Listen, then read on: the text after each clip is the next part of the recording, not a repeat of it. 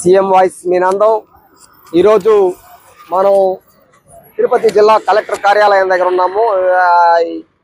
రాష్ట్ర వ్యాప్తంగా ఈరోజు సిపిఎం పార్టీ ఆధ్వర్యంలో ప్రజాపోరు కార్యక్రమాన్ని నిర్వహిస్తూ వస్తున్నారు. అందుకోసం మొత్తం అన్ని జిల్లాల్లో ఆ ప్రాంతానికి తిరుగుతూ ఈరోజు రాష్ట్ర వ్యాప్తంగా పెద్ద ఎత్తున ప్రజా సమస్యలు కొట్టొచ్చినట్టు కనబడుతున్నాయి. ప్రజలు ఎక్కడికక్కడ కదులుతూ మాట్లాడుతూ ధర్నాలు చేస్తూ ఇట్లా పోరాటాలు చేస్తున్నారు. గత వైసీపీ ప్రభుత్వం చేసిన నిర్వాహకం ఫలితంగా ఇది మరింత పెరిగింది. ఇప్పుడు ఆ వైసీపీ యొక్క ఆగడాల్ని ఏమాత్రం అడ్డుకోలేదని చెప్పి విమర్శలు వస్తున్నాయి. అయినా కానీ కొన్ని చోట్ల ఎదుర్కొంటున్నారు. ప్రభుత్వం మాత్రం నిమ్మక నీరెత్తినట్టు ఉంటుంది అని చెప్పి తెలుస్తుంది.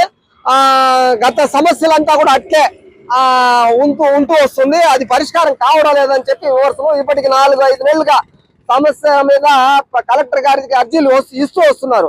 అయినా దానికి సంబంధించిన పరిష్కారం మాత్రం ఉండడం లేదనేది విమర్శలు వస్తున్నాయి. ఇందులో భాగంగానే ఈరోజు ఇసుక, అదేవిధంగా మన ప్రభుత్వం ప్రకటించిన సూపర్ 6 ఇట్లా అనేక సమస్యలు ఇప్పటి వరకు పరిష్కారం కాలేదు. అందుకోసం ఇప్పుడు ఇక్కడ భూమి సమస్య మీద వచ్చుంటారు.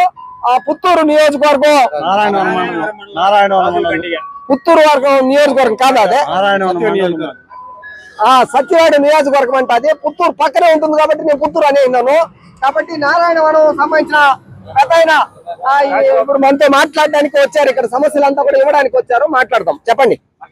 నమస్కారం సార్. మేము కృష్ణరావుల కండిగ ఏడబ్ల్యూ అంటే నారాయణవరం మండలం మైనార్ కండిగ పంచాయతీకి సంబంధించిన మా భూములు మేము 35 సంవత్సరాలుగా మేము సాగుబడి చేసుకుంటూ ఉలవలు కందులు చల్లుకుంటున్నాం.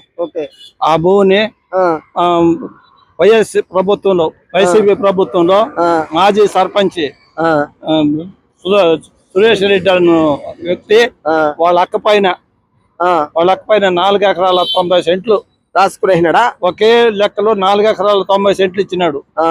మాకు ఇదేంది న్యాయం అండి. మేము ఎంఆర్ఓ దగ్గరకు పోయినాం. మామిడి చెట్లు కూడా పెట్టున్నారు. మామిడి చెట్లు కూడా పెరికేసినారు సార్. మామిడి చెట్లు అది మామూలుగా పశువుల మేత బీడు. మీరు ఒకరే వచ్చినారా, మిగతా వాళ్ళు వచ్చినారా? వీళ్ళందరూ రండి, దగ్గరికి రండి. దగ్గరికి రండి. పశువుల మేత బీడు ఆ భూమిని మేము పైరు చేసుకుంటున్నాం. ఇప్పటికీ ముందు పాత మేము దాంట్లో ఒక మామిడి చెట్టు కూడా ఉన్నది. పాత అన్ని పెరికేసి ఒకటి మాత్రం ఒకటి మాత్రం ఉండదు.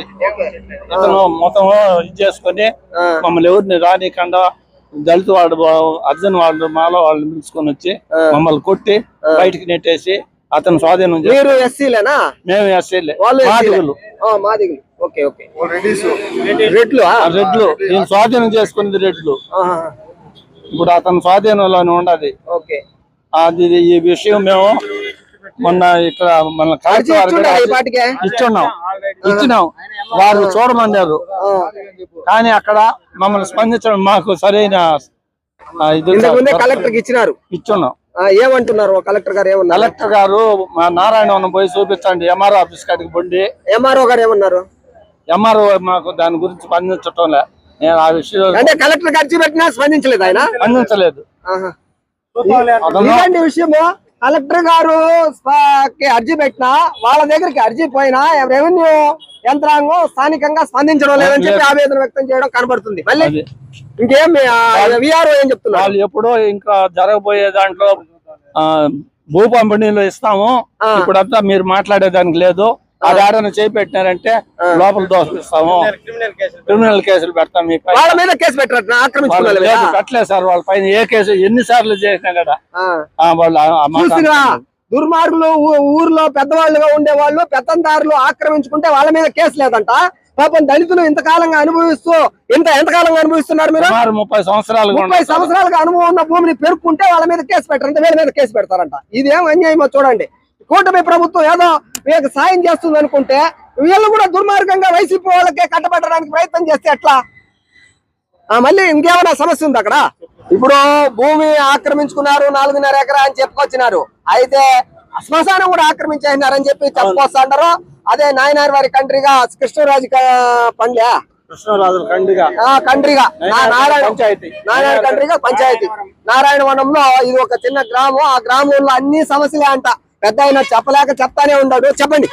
అదే సార్, శ్మశానం పూర్తిగా ఆక్రమించుకొని రైతులు 2 వర్గాలు ఆక్రమించుకొని శ్మశానం లేఖనే చేస్తున్నారు సార్. మాకు పూర్తిగా సందు పెట్టి ఎన్ని రోజులుగా ఉంది ఆ శ్మశానమా?